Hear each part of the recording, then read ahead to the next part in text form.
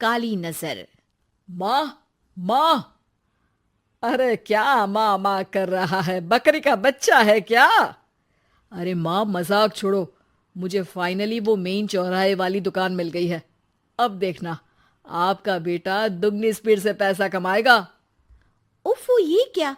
मेरी online makeup class चल रही है। इतनी जोर से क्यों बोल रहे हो आप दोनों? अरे मेरी धर्म पत्नी जी, मेकअप क्लास बाद में करना। वो चौराहे वाली दुकान मिल गई है हमको। अरे वाह! रुको, मैं अपनी माँ को फोन लगाकर बता देती हूँ। अरे मैं भी अपने रिश्तेदारों को बता देती हूँ। कितनी खुशी की बात है। हाँ हाँ, मैं भी अपने दोस्तों को बता देता हूँ। 1 हफ्ते बाद रजिस्ट्री है। बस, घर में खुशी का मौका था। उन तीनों ने अपने अपने फोन उठाए और लोगों में बात फैलाना शुरू कर दिया। और रही सही कसर, श्वेता बहू ने अपने पड़ोस में सबको बताकर कर दी। अरे वर्मा आंटी, अब हम भी जल्दी कार ले लेंगे। घर का रेनोवेशन होगा और ठाट से रहेंगे हम भी। अरे, ऐसा क्या हुआ? लॉटरी बाटरी लग गई है क्या? अरे, इस बार चौराहे वाली मॉल में हमको भी दुकान मिल गई है। दुकान नंबर 21, जो एकदम चौराहे पर है। अब ग्राहक बढ़ेंगे तो आमदनी भी बढ़ेगी ही ना। अरे वाह, कितनी खुशी की बात है। मैं बहुत खुश हूँ तुम्हें इतना खुश देख के। बाकी एक बात कहूँ, सबको मत बताते फिरना। किसी की नजर लग जाएगी तो खुशी की खबर वापस लौट जाएगी। हैं? ऐसे थोड़ी ना होता है। अब डरा रही हो। अरे सही कह रही हूँ। काली नजर कहते हैं इस चीज को, जब आप किसी को कुछ बताओ और वो काम बिगड़ जाए। अरे लेकिन मैं तो। तुमने सबको बता दिया ना? हाँ, फोन लगा लगा के। अब बच के रहना। काली नजर बड़ी खतरनाक होती है। श्वेता इतनी खुश रहती है कि वो वर्मा आंटी की बात पर ध्यान ही नहीं देती, जबकि पड़ोस में और भी लोगों से खुशी की खबर शेयर करती रहती है। अगले दिन राजेश बहुत दुखी होकर घर आता है। अरे बेटा, क्या हुआ? मुंह क्यों सूजा हुआ है? मधुमक्खी ने काट लिया क्या? माँ, वो दुकान किसी और के पास चली गई। किसी ने ज्यादा भाव लगा दिया। अरे पर बात तो आपसे हुई थी ना उस दुकान वाले की। हाँ, आज मैं टोकन अमाउंट देने गया था, तब मुझे पता चला। कोई आकर सुबह मुझसे पहले ही ज्यादा अमाउंट दे गया। हम्म, काली नजर। क्या? क्या कहा? वर्मा आंटी ने समझाया था कि किसी को बताना मत, वरना काली नजर लग जाएगी। अच्छा, तुम्हें उनकी बात मान लेनी चाहिए थी। उनकी बात मान लेती, लेकिन उसके पहले ही सबको बता चुके थे ना हम तीनों। अरे अगली बार से ध्यान रखेंगे। कोई भी नई चीज होगी तो किसी को नहीं बताएंगे। तीनों कुछ दिन ऐसे ही रहते हैं, पर एक दिन श्वेता को एक मेल आता है। राजेश, मेरा ऑनलाइन मेकअप कोर्स कंप्लीट हो गया। अब मैं खुद का पार्लर खोल सकती हूँ। अरे वाह, अपने मोहल्ले में ही खोलते हैं। ये जो घर के सामने दुकान है ना, वहीं। हाँ, यहाँ सस्ती भी मिल जाएगी। अगले दिन श्वेता वर्मा आंटी के पास जाती है, मिठाई का डब्बा लेकर। अरे आओ आओ, कैसे आना हुआ? जोर से नहीं बोलूंगी। वो सामने वाली दुकान है ना, वहां मैं अपनी पार्लर की दुकान खोलने वाली हूँ। उसकी मिठाई है। अरे वाह, बहुत बधाई हो तुमको।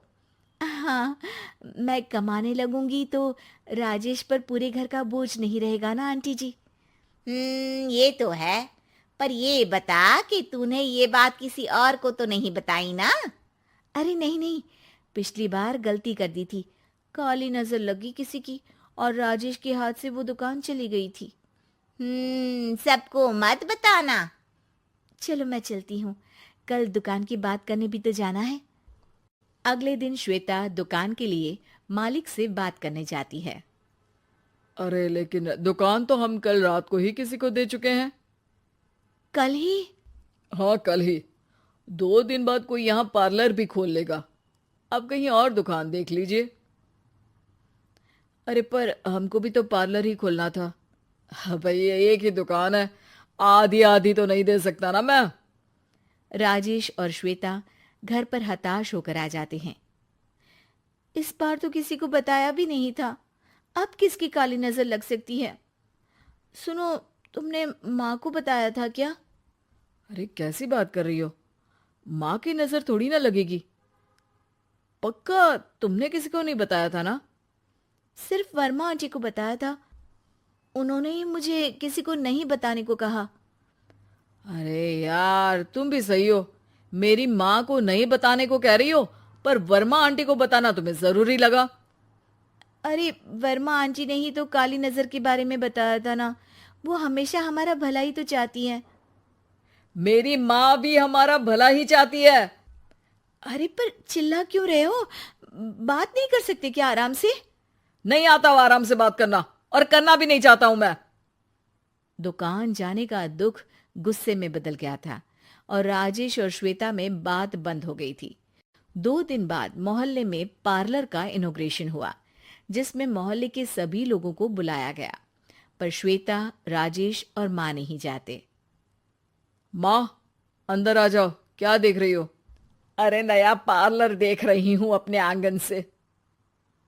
देखो, माँ को दूसरे का सुख देखने में कितना मजा आ रहा है, मेरा दुख नहीं दिख रहा इन्हें। यहाँ मेरा पार्लर भी तो हो सकता था। अरे चुप रहो यार, हर बात में लड़ाई क्यों ढूंढ रही हो? राजेश और श्वेता फिर बहस करने लगते थे। तभी माँ ने दोनों को बाहर बुलाया।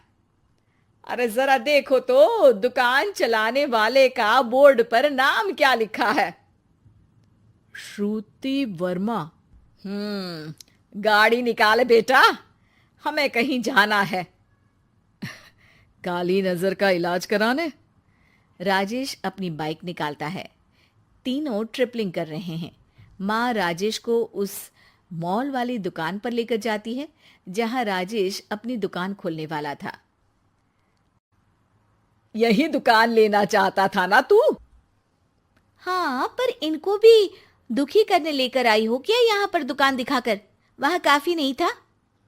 अरे श्वेता, थोड़ा सब्र रख, अभी पता चलेगा कि हम यहाँ क्यों आए हैं। बता, इस दुकान चलाने वाले का नाम क्या है? अनुपम वर्मा। कुछ समझ में आया?